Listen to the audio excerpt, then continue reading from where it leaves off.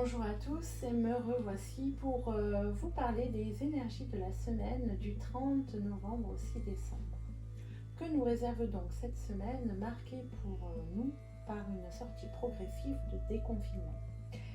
Alors elle nous parle un petit peu dans la continuité de la semaine qui vient de s'écouler, d'envie de changement et de sortir d'une certaine vulnérabilité émotionnelle.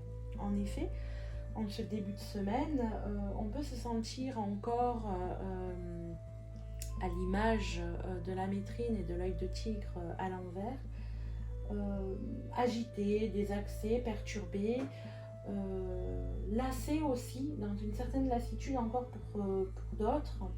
En tout cas, on se sent ici, avec la justice à l'envers, dans un déséquilibre intérieur.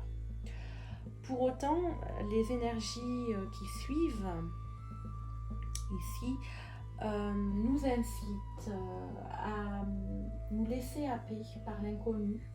Alors évidemment, sans précipitation, gentiment, à notre rythme, comme nous le conseille ou le propose la tempérance. Et à saisir ce nouvel environnement qui nous est présenté comme une opportunité de la vie. Et donc elle nous invite à nous y intégrer avec plus de confiance en laissant peut-être derrière nous s'évanouir les fragilités et les peurs qui nous dirigeaient jusqu'ici. Et ces messages sont repris en une seule phrase dans la question de la semaine qui est tombée et qui résonne beaucoup pour moi actuellement et qui est: en quoi la vie est-elle ton allié? Une question qui nous invite à prendre de la hauteur, à prendre du recul par rapport à tout ce qui nous impacte et qui nous pousse à changer de regard aussi sur ce qui nous est montré et peut-être à nous laisser nous abandonner justement dans ce flot de la vie, en permettant à ce qui est, à ce que la vie a créé et qui nous dérange peut-être, mais à le laisser exister sans forcément le rejeter d'emblée. Alors ici, je vais vous demander de bien vouloir me suivre, si vous le souhaitez, bien évidemment, dans l'idée que tout ce qui se manifeste, tout ce qui est manifesté dans la matière est une expression de la vie. La vie, pour vous, ça peut être aussi la conscience, ça peut être Dieu, le divin, la source, l'univers, enfin quelque chose qui vous parle pour vous, en fait. Et donc j'ai envie de vous partager les points de vue qui se rejoignent de deux personnalités qui m'inspirent et m'accompagnent au quotidien, que vous connaissez sûrement ou peut-être, et qui sont dans cette approche de la présence impersonnelle et de la non-dualité. Donc il y a Stéphane Drouet et son approche du PIS que je pratique et que je vis au quotidien depuis 2 ans, et Isabelle Padovani ici plus particulièrement parce que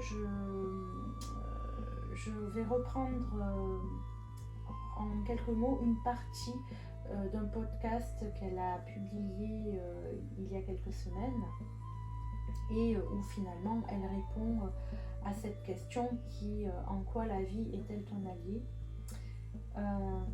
et dans lequel elle met en avant aussi des propos de Jeff Foster qui est un auteur conférencier anglais dans la même mouvance évidemment. Et donc Jeff Foster dit: permettre ce qui est, c'est tout simplement reconnaître ce qui est, car rien de ce qui est manifesté n'est manifesté si ce n'est pas permis par la conscience, la vie qui est tout ce qui est. Si la conscience, la vie qui est tout ce qui est, ne voulait pas que quelque chose se manifeste en son sein, cela ne serait pas manifesté. Et donc, si c'est manifesté, c'est-à-dire visible dans notre réalité, c'est que cela est permis.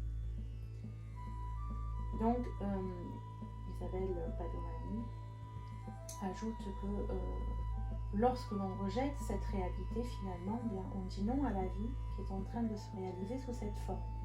Mais ça ne veut pas dire qu'il n'y a rien à faire avec, qu'il faut absolument se résigner ou se rebeller. Non, pas du tout. Elle place juste l'idée que tout ce qui est manifesté est une manifestation directe de cette vie qui est tout ce qui est.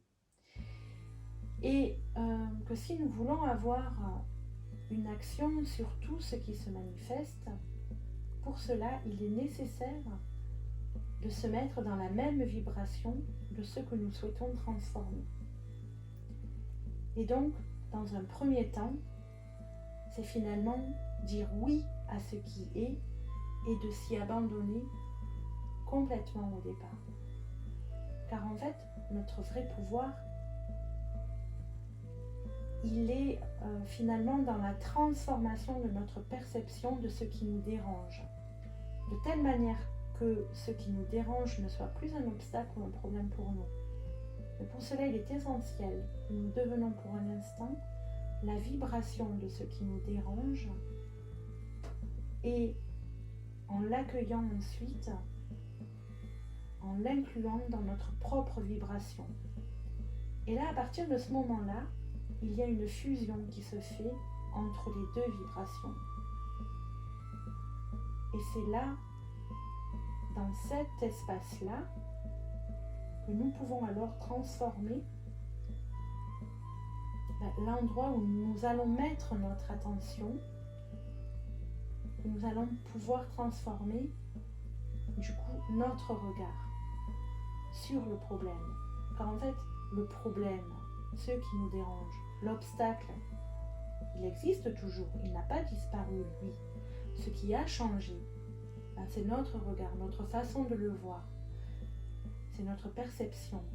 Et notre perception, en fait, en quoi elle a changé? Elle est sortie à partir de cet endroit-là où nous serons rendus, elle est sortie de sa vision, de sa manière duelle, en fait, de vivre les choses. Et c'est à partir de cet espace-là